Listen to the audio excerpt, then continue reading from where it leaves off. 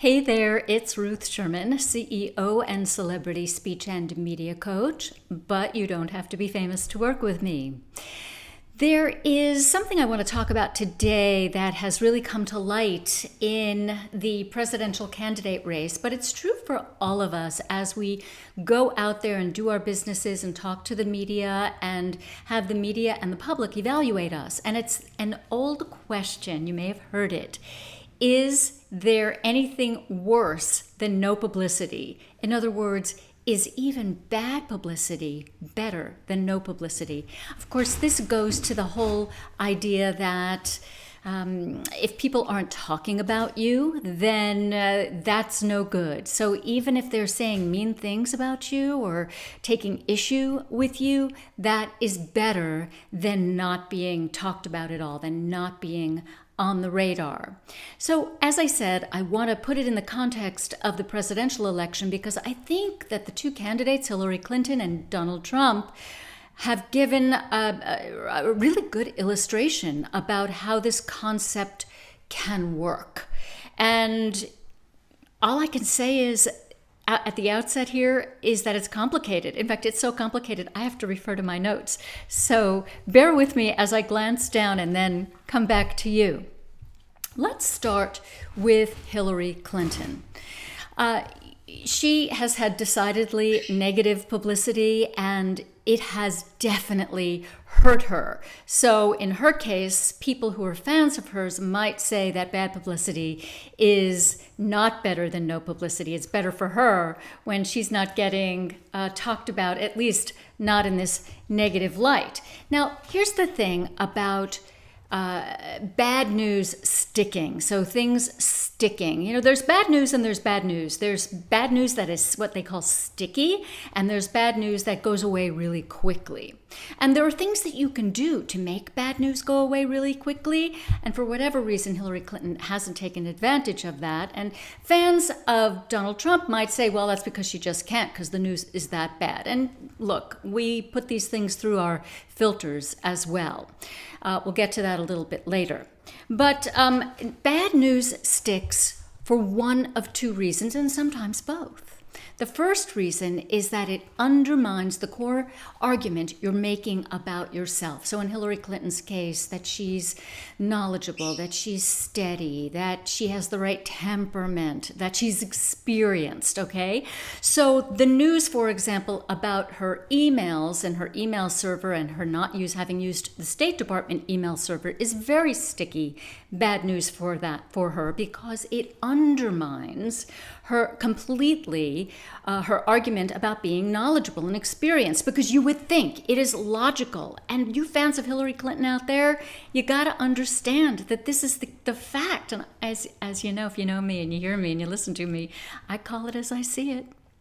The fact is that if somebody is so knowledgeable and experienced, wouldn't they have known better than to put information, state business, State Department business on a personal server? So that's number one. That's how she undermines the core argument that she makes for herself. By the same token, it supports the core argument the opposition is making about her. For example, her label that she doesn't have judgment, right? She's promoting herself as somebody with judgment. Certainly, she promotes herself as somebody with much more judgment than Donald Trump. He does the same thing, by the way. So she gets stuck with this bad news. It sticks. It's sticky because both of those parameters are met. It undermines the argument she's making about herself, and it supports the argument that the opposition is making about her. So let's head over to Donald Trump for a minute. Have his choices undermined his candidacy? And I would have to say, not yet. And it goes up and down, and I don't know whether his poor choices will. And here's why. Now, he promotes himself as a business expert, right? He's a business expert. He's the deal guy. He's the apprentice, big boss sitting in the boardroom, right? And he also presents himself as strong, labeling everyone else as weak and unsuccessful as a result. And of course, not politically correct. This is the big thing for him. Furthermore, over his many years in the public eye, he's trained us. He's trained the public, voters, to expect little from him, I would say, in the way of the usual behavior that's within the usual boundaries, right, of polite discourse. So we are not expecting him to behave, quote unquote, well, or as I said a moment ago, within the boundaries of polite discourse. And this really turns his followers on, because if you are making the argument, as Donald Trump is, that everyone else is weak and he's strong and everyone else is so politically correct, and it's been such a bad thing for our country, things are so bad as a result of not being able to tell the truth and to tell it like it is, then these behaviors actually support his argument that he makes about himself, his core argument. Now, he's also been very clever about protecting himself from vulnerabilities. For example, he promotes himself, as I said a moment ago, as a great business guy. But he hasn't released his tax returns, and he's avoiding that ostensibly because there's an audit going on. I don't know anything about that. I don't know whether he can release it, he can't release it. I've heard he can release it, but he won't release it. Anyway, so he won't release his tax returns, or he hasn't. And of course, that is something that we would be able to review, or experts would be able to review it and tell us whether or not he's being truthful. So there's a vulnerability there he's been very clever to protect. But he's also been very smart, because that also satisfies another argument he makes about himself, and that is that he's not going to stay within the norms of behavior.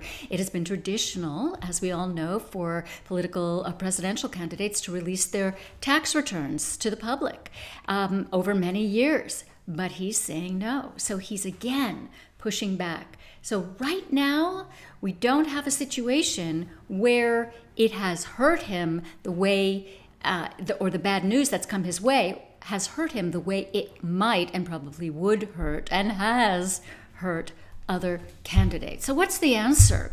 The question is no publicity worse than bad publicity? Or as I put it in my subject line, is bad publicity really better than no publicity?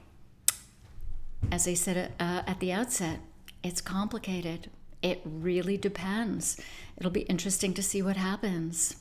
If you want to learn more about publicity and how to be in the media and how to fashion your messages, hop on over to ruthsherman.com, where you can download my free gifts. I will see you there. Thanks for watching.